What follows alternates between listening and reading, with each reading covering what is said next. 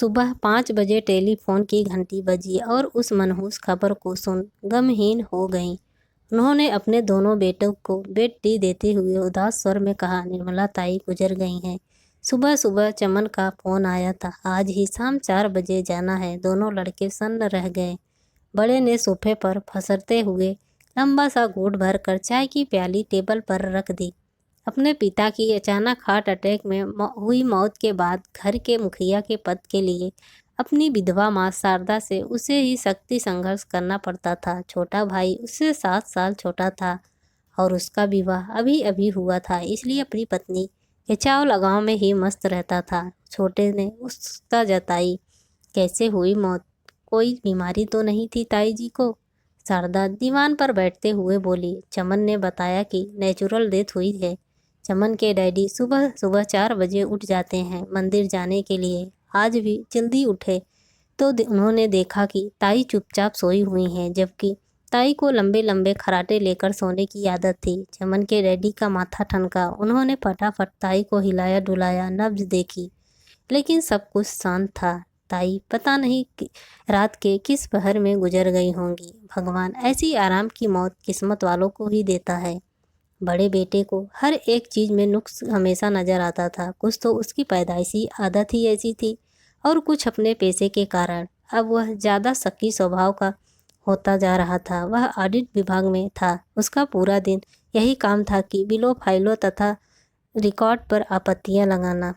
इसलिए घर वाले, ससुराल वाले, पड़ोसी तथा मित्र या रिश्तेदार उसे शक्की समझने लगे थे तथा उससे कम ही उलझते थे। बड़े ने अपने पुराने परिचित लहजे में कहा, ऐसा कैसे हो सकता है? वह हर आदमी को हर एक बात पर बार बार इसी प्रश्न में उलझाता था, जिससे अगला आदमी झुंझुलाहट तथा अजीब सी उलझन से भर जाता था।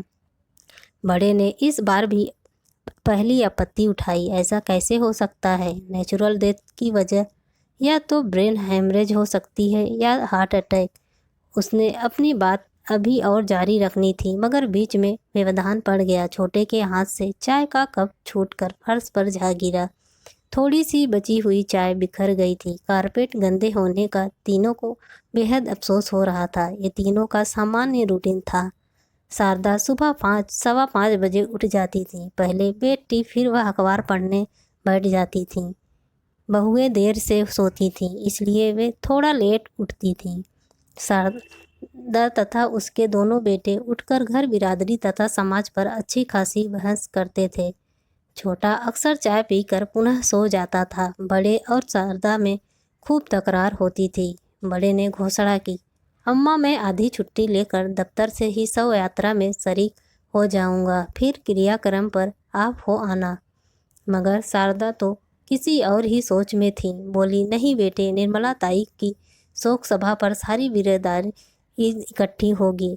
मेरा सारा ससुराल परिवार वहां पहुंचेगा। लोकल मौत है, आसपास चर्चा होती है। खुशी के में बेशक न पहुंचो, मगर गम में न जाओ तो थू थू होती है।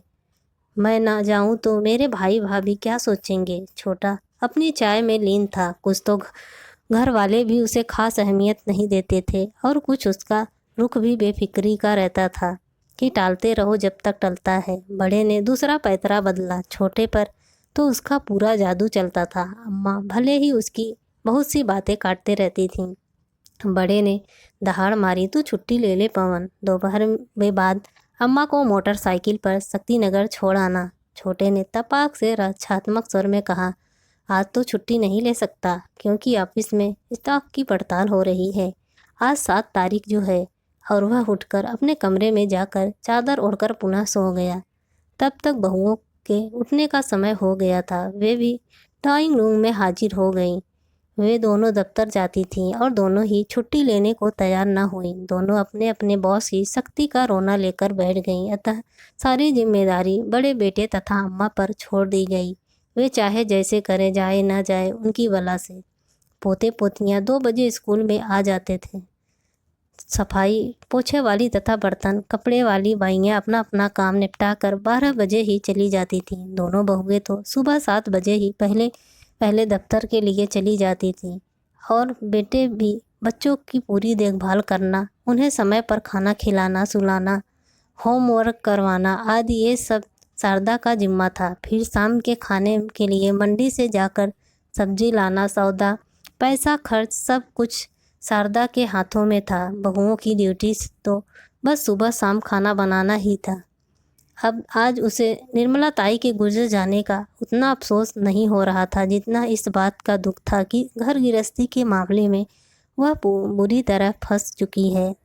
दलदल में फंसी गाय की तरह बच्चों के इनकार से शारदा आपे से बाहर हो गई। चिढ़कर बोली, मैं कब तक घर का बोझ इस तरह उठाती रहूंगी। मेरा भी मन करता है कि कभी फुर्सत में मायके जाकर या जेठानी के घर जाकर 2 घड़ी रहूं, उनसे सुख दुख साझा करूं। नौकरी पेशा बहुएं लाकर मैंने बहुत भारी गलती की। पहले अपने बच्चों का गौमूत्र साफ किया, अब उनके लाडलों का करना पड़ रहा है। आखिर तुम सब मुझे गम या खुशी के मौक़ों पर जाने से क्यों रोकते हो? सिर्फ अपने स्वार्थ के लिए ही ना?